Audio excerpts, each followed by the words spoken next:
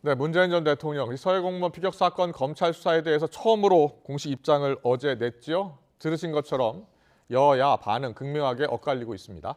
이상민 장관 해임 건의안 처리 문제를 두고서 여야의 대립이 계속 고조되고 있고요. 새해 예산안 삿바 싸움 올해도 반복되면서 헌법이 정한 시한 오늘을 지키지 못했고 김진표 의장이 직접 사과 입장을 밝혔습니다. 오늘의 전국 현안은 노동일 경희대 교수, 차재원 부산카톨릭대 특임 교수와 함께 짚어보겠습니다. 어서 오십시오. 안녕하세요. 예, 안녕하세요. 안녕하십니까. 문재인 전 대통령이 사실 이 서해 피격 사건 수사와 관련해서 지난 10월 감사원이 서면 조사를 하니까 네. 대단히 무례한 짓이다라는 입장을 밝힌 것으로 전해졌어요. 네. 근데 물론 그때는 직접 입장을 밝힌 게 아니고요.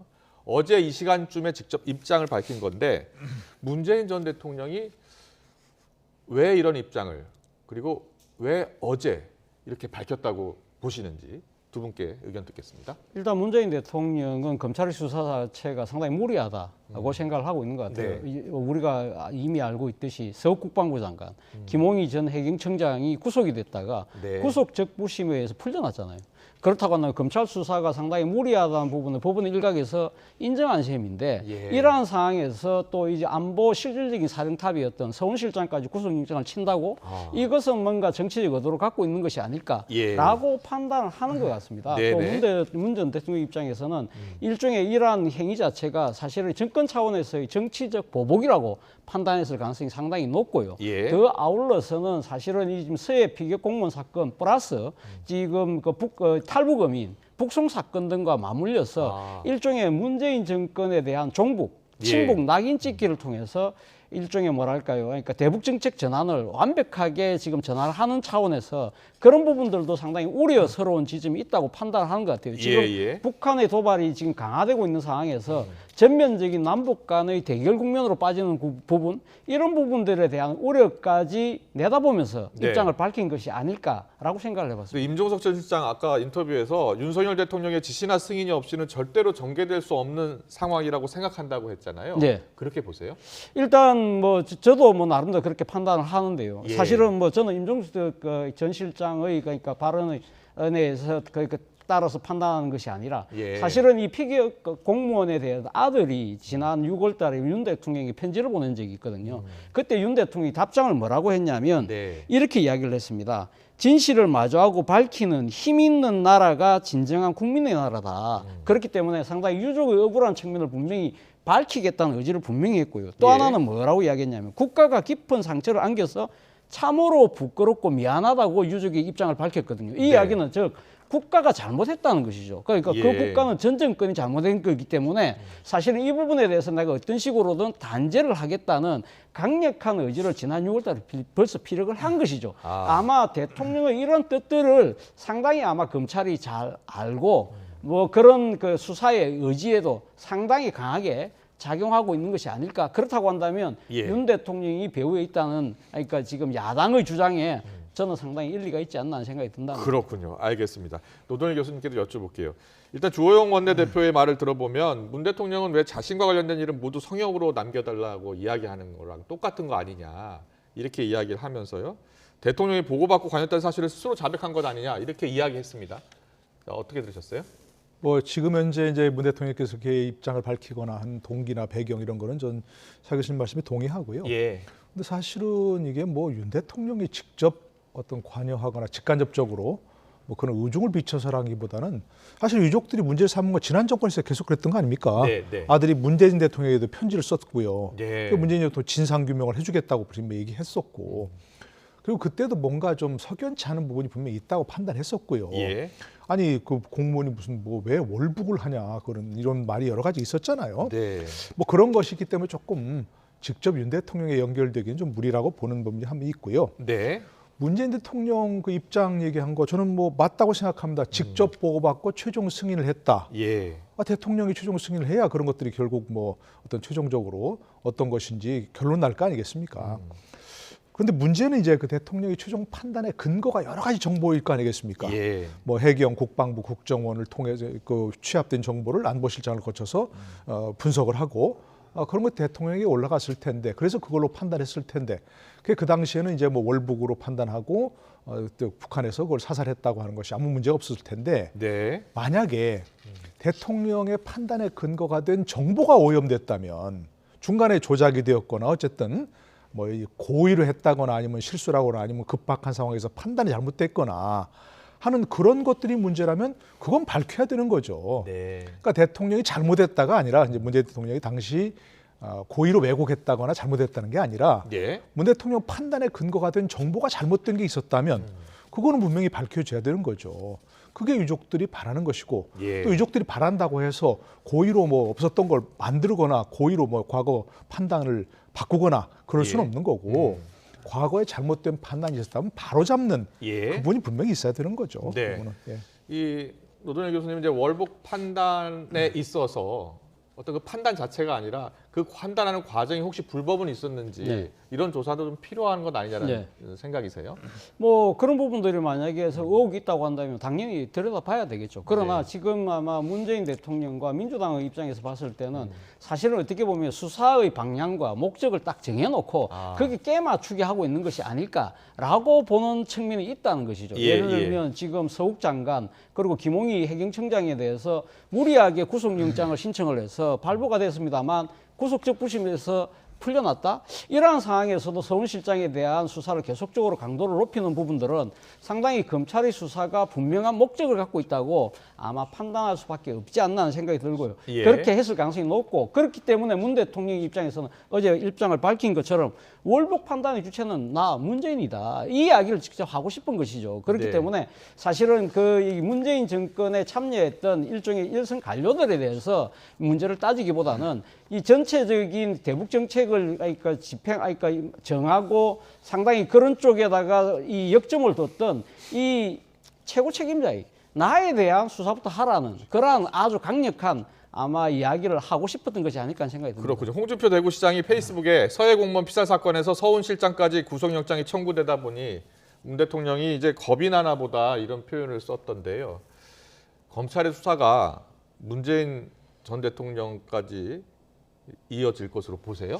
저는 뭐 그럴 가능성도 전혀 배제할 수 없다는 생각이 듭니다. 오늘 지금 서훈 전 실장에 대한 구속영장 심사가 이루어지고 있지 않습니까? 예. 만약에 영장이 발부될 경우에는 아마 검찰이 상당히 문 전 대통령에 대한 어떤 식의 조사를 저는 할 가능성이 높지 않을까. 그러나 반면에 서훈 네. 실장의 영장이 기각될 경우에는 네. 아마 제 생각에는 서훈 실장에 대해서 아마 불구속 기소하고 그런 선에서 멈출 가능성도 있습니다만 오늘 그래서 영장 실질 심사의 결과가 상당히 주목된다는 생각이 듭니다. 영장 전담 판사도 좀 부담이 될 것 같긴 한데 만약에 이게 영장이 발부가 된다면은요 문재인 전 대통령도 수사를 받을 것으로 보세요?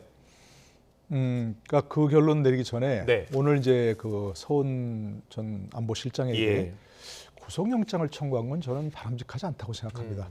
그분들이 잘못이 없었다. 예. 뭐 그런 얘기가 아니고 구속영장이라고 하는 것은 그분들이 범죄를 저질렀을 때 청구하는 게 아니거든요. 잘 예. 아시잖아요. 범죄가 소명되고 네. 그다음에 중요한 게 뭡니까? 도주하거나 증거를 없앨 염려가 있을 때 구속영장을 청구하는 거예요. 네. 수사와 재판은 불구속이 원칙인 것이고요.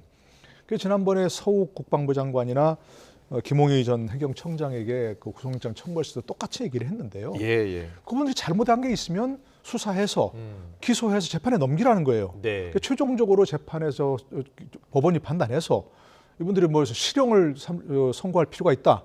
그럼 그때 법정 구속을 해서 실형을 설계하면 되는 것이고요. 수사 단계에서 구속영장을 청구하는 것은 아까 말씀드린 예외적인 경우 예. 도망하거나 저분들이 도망할 염려가 있겠습니까? 특히 전 국정원장 같은 경우는 미국에 있다가 귀국했잖아요. 그러니까 도주한다는 우려는 없는 것이고 증거라는 건 이미 검찰이 다 확보한 국가 기록도 다 돼 있잖아요. 네. 그러니까 저는 무리하게 구속영장을 청구할 필요가 없다 생각을 하고요. 예. 그러니까 근데 아까 말씀드린 이제 문재인 대통령 수사는 예. 저는 아까 처음 말씀드린 대로 이분이 꼭 문재인 대통령이 뭘가 왜곡해갖고 잘못 판단한 게 아니라 판단의 근거가 된 정보가 잘못돼 있다면, 네. 그 왜곡됐다면 꼭 문재인 대통령에 대한 수사를 꼭 안 해도 된다는 생각이 듭니다. 예. 물론 이제 뭐 예를 들어서 필요에 따라서 서면 조사라든지 이런 걸 해서 최종적인 결론을 낼 필요는 있겠지만 그렇지 않았으면 좋겠다는 개인적인 생각입니다. 네. 저는 전직 대통령에 대한 그런 불행한 역사가 되풀이지 않았으면 좋겠다는 생각이 들고요. 예. 그리고 또 현 정부에서 보자면 민정 여권에서 이렇게 동시다발적으로 지금 이재명 대표에 대한 수사가 지금 하이라이트 거의 정점에 다다르고 있잖아요. 예. 굉장히 저항이 지금 크잖아요. 그런데 또 문 전 대통령까지 수사대로 삼아서 본격 수사를 한다? 이러면 정권에 엄청 부담이 됩니다. 네. 그래서 저는 그쪽은 하지 않았으면 좋겠다 하는 생각이 듭니다. 알겠습니다. 두 분 말씀 이 문제에 대해서 여기까지 듣고요. 예산안 처리 법정 시한이 사실 오늘이었잖아요. 두 분 뭐 정치 평론을 많이 하셨으니까 예산안 심사가 제대로 지켜진 법정 시한에 제대로 지켜진 경우가 거의 없었던 것 같아요. 바로 그 때문에 국회 선진화법이라는 걸 만들었지 않습니까? 그랬죠. 그래서 그러니까 지금 예산 심의가 만약에 법정 시한 내에 안 될 경우에는 바로 이 법정 시한이 12월 2일 오늘이죠. 그래서 정부 원안을 바로 그러니까 본회의에 부의시켜서 지금 거기에 대한 가부를 묻기로 했는데 그거조차도 지금 사실상 저희 지켜지지 않았다. 2014년 국회 선진화법 첫 시행될 때 한 번 지켜졌고요. 2020년 한 번 지켜졌고 두 번밖에 안 지켜졌어요. 예. 그렇게 하니까 여야가 물론 그 과정에서는 여야가 사실은 국회 선진화법 이후에는 합의를 해서 그나마 수정안을 가결을 해서 그러니까 지금 뭐 12월 31일까지도 간 경우도 있기는 합니다만 가급적이면 정기국회 내에 끝내는 쪽으로 거든요. 그런데 이번 같은 경우는 사실 지금 오늘 뭐 김진표 의장이 여야가 지금 상당히 그 협상이 제대로 안 되고 있기 때문에 8일하고 9일로 본회의를 여는 걸로 늦추기는 했습니다만 그래서 아마 지금 김진표 의장은 정기국회 회기 내에는 그 끝을 좀 내달라는 의미인 것 같아요. 그런데 지금 여야가 이런 과거의 지금 사례처럼 막판에 이 대타협을 하는 정도의 신뢰가 과연 지금 존재하고 있느냐? 예. 그러한 부분들에 있어서 상당히 전국이 늪으로 빠질 가능성이 높다. 그런데 그 전국의 늪이 점점 더 깊고 넓어지고 있다. 그 이유는 이상민 행안부 장관에 대해 해임 건의안 그리고 국정조사 문제 이런 부분들에 대해서 여야가 전혀 의견을 좁히지 못하고 있기 때문에 그렇습니다. 그런데 차 교수님, 지난주 금요일에 여야가 합의를 봤어요. 예산안 처리 후에 국정조사하자. 그렇죠. 그래서 예산안 처리를 이번 주에 하고 또 다음 주부터는 국정조사도 이제 하겠구나라고 생각을 했는데 안 지금 됐죠. 뭐 전혀 진척이 없어요. 그래서 저는 이 상황 자체가요. 저는 이렇게 봅니다. 그러니까 윤 대통령의 오기와 민주당의 오판이 지금 이러한 사태를 지금 빚고 있는 것이 아닙니까? 사실은 이 지금 이태원 참사라는 이 참 우리가 겪어보지 못한 이 참사에 대해서 누군가는 책임을 져야 된다는 것이 국민의 다수의 여론인데 윤 대통령께서 모르겠습니다. 이상민 장관에 대한 형사적 책임은 나중에 조사나 수사 끝난 뒤에 책임을 물을 수 있지만 그러나 정무적 책임을 좀 진작에 했더라면 어땠을까? 이런 윤 대통령이 오기에 맞서서 앞서 말씀하신 것처럼 여야가 국정조사 합의했음에도 불구하고 민주당은 또 해임 건의안을 또 제출하는 저는 오판을 했다고 봐요. 사실은 뭐 윤 대통령께서 해임, 그러니까 지금 이상민 장관에 대한 해임을 하지 않는다고 했을 경우에 이러한 이 여론의 부담이 누구에게 더 클까요? 저는 집권 세력이 더 크다고 보거든요. 그렇다고 한다면 민주당 입장에서는 예정대로 국정조사를 하고 기간 정인으로 이상민 장관을 국회 정원대에 세워서 꼬치꼬치 캐물으면서 문제점을 이렇게 적시하고 이런 책임을 추궁하는 모습들이 오히려 저는 민주당의 원래 전략에 도움이 되지 않을까. 그런 측면에서 본다고 하면 오기와 오판이 이런 상황을 빚고 있다는 것이죠. 알겠습니다. 노동현 교수님은 어떻게 보세요? 윤석열 대통령의 오기 그리고 민주당의 오판 이렇게 해석을 해주셨는데 저는 뭐 이상민 장관 처음부터 정말 제 책임입니다. 이거는. 그래서 이 사태를 수습하고 제 거취를 결정하겠습니다. 이렇게 했어야 된다고 생각합니다. 그런데 전혀 그런 정말 감각이 없는 말만 했었죠.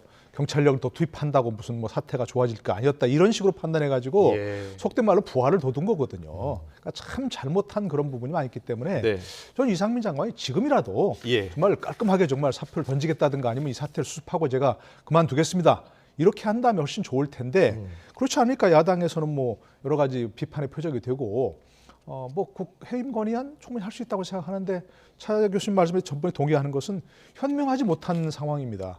국정조사를 했으면 지금 이제 예산을 오늘 좀 빨리 통과시켰으면 서로 합의해서 보통 예년에 그 정부 예산안 원안에서 깎는 대개 몇 가지가 있고요. 깎는 것들이 네. 야당이 자기들 원하는 또 예산 끼워놓고 정부하고 동의해가지고 하는 그런 또 요식 행위들이 있거든요. 예. 지금 개수조정 소위원회를 한다는 거 아니에요. 그게 다 그런 거 하려고 하는 거거든요. 빨리 통과시키고 제가 민주당이라면 네. 빨리 통과시키고 국정조사부터 빨리 하자. 그래갖고 추궁의 대상이 바로 이상민 장관 아니에요. 그러면 거기서 얘기해서 보면 국민들이 보기에도 저런데도 불구하고 거취를 결정하지 않아? 말이 안 되지. 예. 그러면 그때 만약에 윤석열 대통령이 뭐 해임하거나 하지 않으면 해임 권한을 낸다면 당연히 그거는 국민들이 보기에도 설득력이 있는 행보죠. 지금 해임 건의안이 이번에 처리되지 않으면, 그러니까 처리되고 또 윤석열 대통령이 수용하지 않으면 또 탄핵 소추안도 발의하기로 한 상황이거든요. 그렇죠. 예. 그러니까 탄핵 소추안을 발의할 경우에는 아마 그 가결될 가능성이 높죠. 그러니까 네. 지금 국무위원 같은 경우는 지금 재직원 과반수만 동의만 받으면 되니까 지금 167석이니까 충분히 자력으로 할 수 있잖아요. 예. 그렇다고 하더라도 그러면 그러면 해임 건의안보다 좀 더 강력할 수 있는 것은 이상민 장관에 대한 직무를 정지가 되는 거잖아요. 근데 네. 만약에 하나 그것이 헌법재판소에 가서 그것이 기각될 경우에 그 정치적인 부담은 가면 어떻게 한다는 겁니까? 그리고 또 하나는 사실은 이상민 장관이 그러면 탄핵소추에 의해서 직무가 정지됐을 때 윤 대통령이 그러면 그 장관을 경질할까요? 그냥 두지 않겠습니까? 그렇다고 한다면 지금 이 행정 안전에 대한 상당한 업무 공백이 생긴다. 이런 부분들에 대한 또 상당한 비판 여론이 생길 수 있는 것이거든요. 예. 과연 민주당 입장에서는 해임 건의안 자체도 사실 구속력이 없는 상태에다가 이 지금 탄핵소추안까지 해서 국정의 공백까지 자아내고 있네? 이런 식의 또 비판을 살 소지도 있다. 그런 측면에서 본다고 한다면 저는 민주당이 상당히 좀 더 현명하게 예. 지혜롭게 했으면 어땠을까 하는 아쉬움을 금할 수가 없다는 거죠. 여야 대치 전선이 계속 확대가 되고 있는 지금 전국 상황이어서 네. 다음 주 8일, 9일 본회의 열어서 처리하는 것도 쉽지 않다 이렇게 예상하셨잖아요. 예, 저는 쉽지 않을 예. 거라 봅니다. 노동현 교수님. 저는 예산안 처리는 야당도 하려고 할 거예요. 왜냐하면 본인들이 지금 엄청난 쪽지 예산 받은 게 다 있거든요. 반영을 해줘야 됩니다. 예. 아까 얘기한 대로 지금 국회 선진화법에 따르면 오늘 자정까지 만들면 그 바로 원안이 부의되게 돼 있어요. 근데 그걸 만약에 저 야당에서 부결시켜 버린다? 그리고 자기들 수정을 낸다? 그것도 헌법 위반이라고 될 수밖에 없는 상황이거든요. 그 정부 제출한 네. 639조 원인가요? 그게 네. 그대로 그냥 네. 부의해야 되는 겁니까? 근데 부의해야 되지만 이제 원안이 통과된다는 보장은 없는 여야가 거죠. 수정안을 네. 이렇게 합의를 하면 그거는 또 바꿀 수가 있습니다. 근데 예. 지금 보니까 지금 제가 이때까지 보면서 그 예산 전국에서 상당히 좀 특이한 점이 여당이 그렇게 급하지가 않아요. 여당 입장에서는 오히려 상당히 이 지금 예산 처리 부분보다는 상당히 어떻게 보면 지금 예산에 대한 부분 심의권은 어떻게 보면 거의 아라고 할 수 있는 민주당이 지고 있잖아요. 예. 오히려 이렇게 해서 이 예산 처리가 상당히 조금 위태해지는 것 자체가 여당의 입장에서는 아마 거야의 행포를 드러낼 수 있는 찬스라고 생각을 하고 있는 거 아닐까?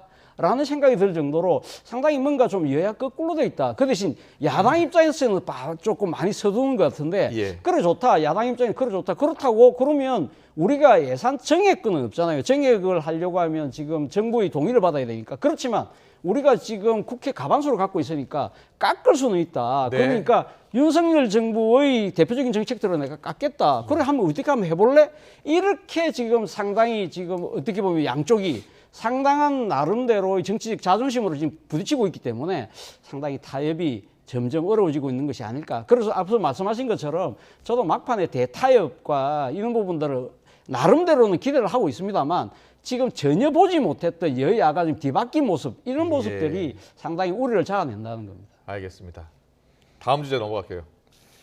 성탄절 특사 이야기 좀 해보겠습니다. 이명박 전 대통령, 김경수 전 경남지사 특별사면 단행될 가능성이 있다라는 보도가 나왔습니다. 대통령실에서는 정확하게 입장을 밝히고 있지 않고요. 우상호 의원이 오늘 라디오에서 이런 말을 했는데 듣고서 이야기 더 나누겠습니다. 국민 통합을 위해서는 저는 지금 시점에서는 검토할 때가 됐다. 저는. 이명박, 김경수 두 사람 다 그러니까 화합, 통합의 측면에서 다 하는 게 낫다. 저는 양쪽에 상징적인 인물이 되어 있죠. 그러니까 그 둘 중에 한 명만 하게 되면 예. 그건 국민 분열 사면이 될 거고. 포스트 이재명이자 경쟁자로서 김경수 전 지사가 될 수 있다. 이런 썰이 돌고 있거든요. 감옥에 있는 사람을 가지고 무슨 그런 얘기를 합니까? 풀려 나온 다음에나 지금 감옥 안에서 그런 구상을 하겠어요? 네, 자, 두 가지 사안 하나 여쭤볼게요. 일단 특별 사면에 이명박 전 대통령, 김경수 전 지사 포함될 것이다.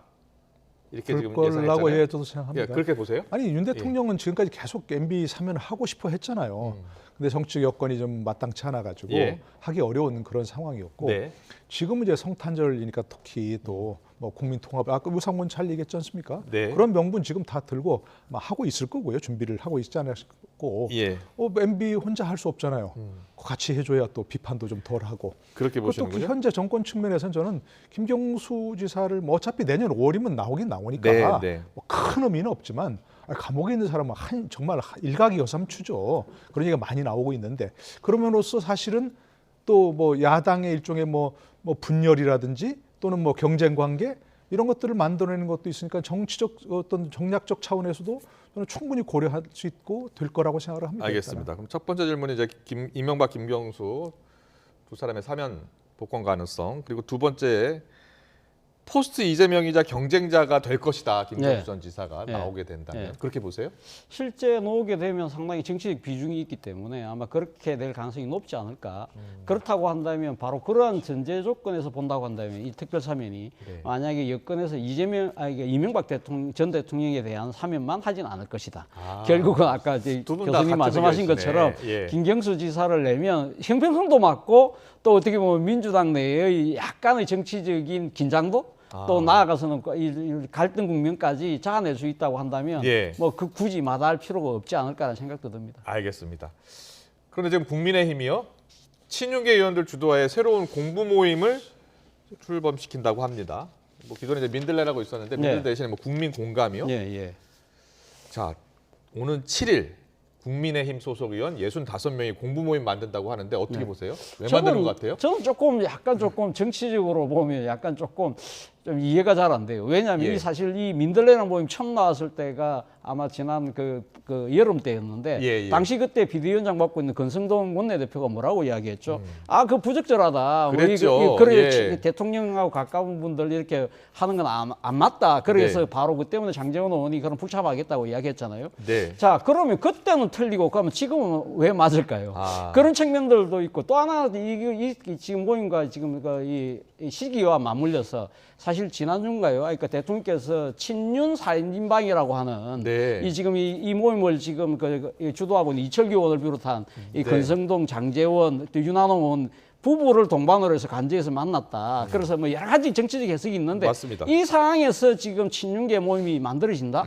이거는 지금 민심을 들을래 아니고 윤심을 들을래 아닐까?